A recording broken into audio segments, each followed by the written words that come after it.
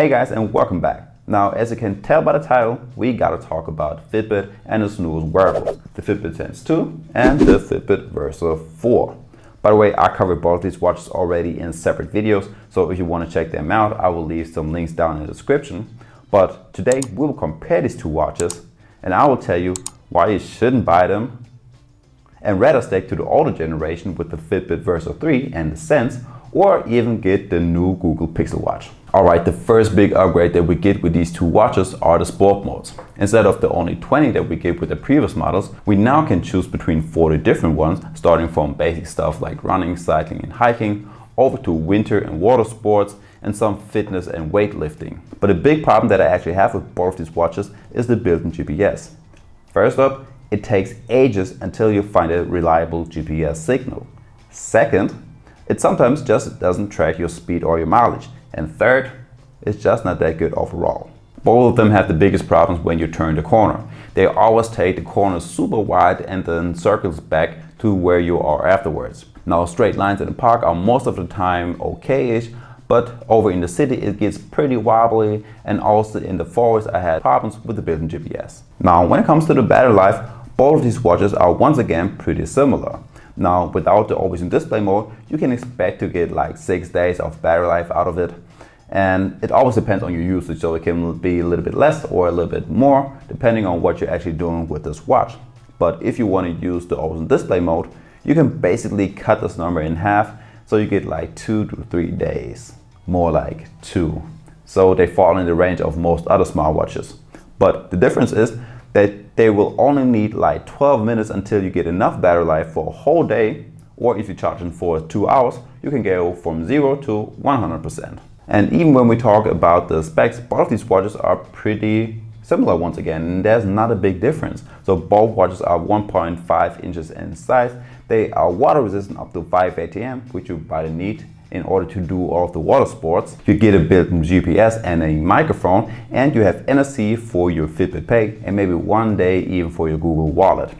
Now, some things that you get on the Fitbit Sense and that you don't get on the Fitbit Versa 4 is a gyroscope, an ECG scan, and EDA scan.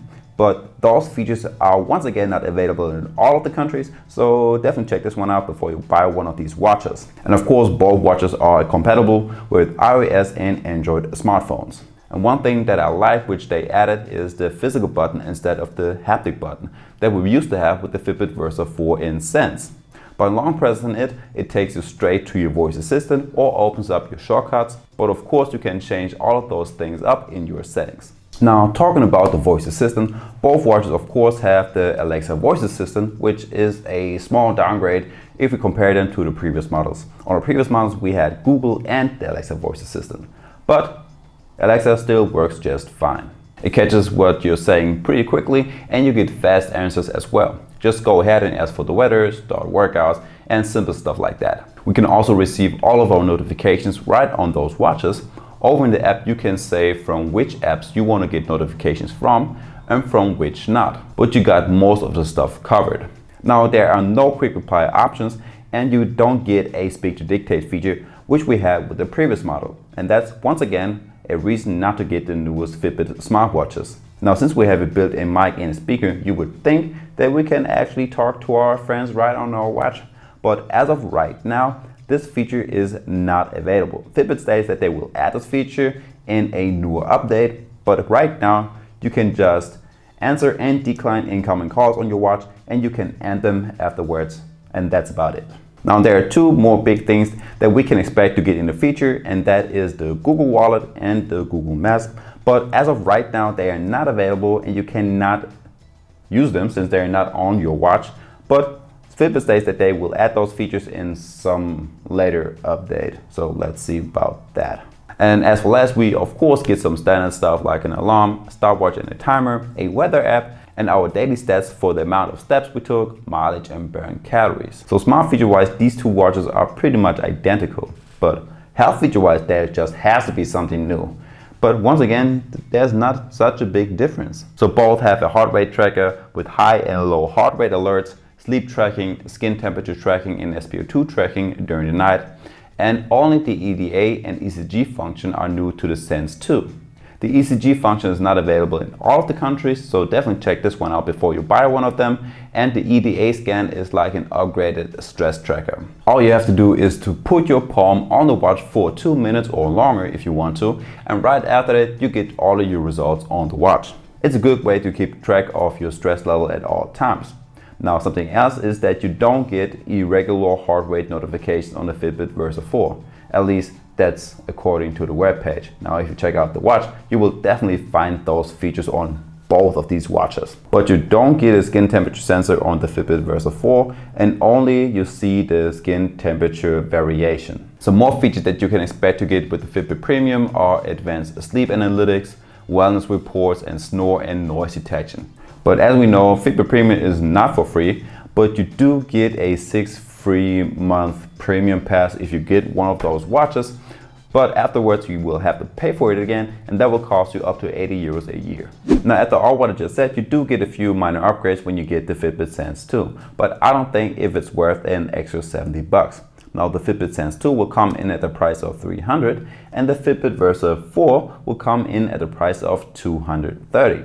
But I would still not get the Fitbit Sense 2, and I would still not get the Fitbit Versa 4, since both of them are actually a downgrade to the previous model. Now, the Fitbit Versa 3 and the Sense are a lot cheaper. Now, the Versa 3 will come in at a price of 200, and the Sense will only cost you 210, depending on where you buy them. And you get more features. You do get on-risk calls, notifications, and quick reply options, speak to dictate feature, and they basically look the same, and they are a lot cheaper. And the only thing that you will lose is the physical button, and you go back to the haptic button that you once had. What I think is funny is that in the US, they apparently took the Versa 3 and Sense down from the Fitbit store for some reason. I guess we should all know why by now. But these watches are still available in some other stores, like over here in Germany. And maybe it's just a system error, but it's pretty funny that you cannot get the better older version, and you do have to get the more expensive versions, which are not as good. But at least you should still be able to get the older version in some other online stores in your country. Now, if you do want to get a Google watch, and if you don't want to stick to the Fitbit, which is actually also Google, but you should get the Google Pixel Watch. This one actually has a music player, which I did mention that these two watches don't have a music player and no offline music, and you get this feature with the Google Pixel Watch. You have 4G LTE, you can reply to notifications, on-risk calls, and you actually have your own app store. Now, I do have to test the Google Pixel Watch first, but as of right now, that sounds a lot better than these two watches.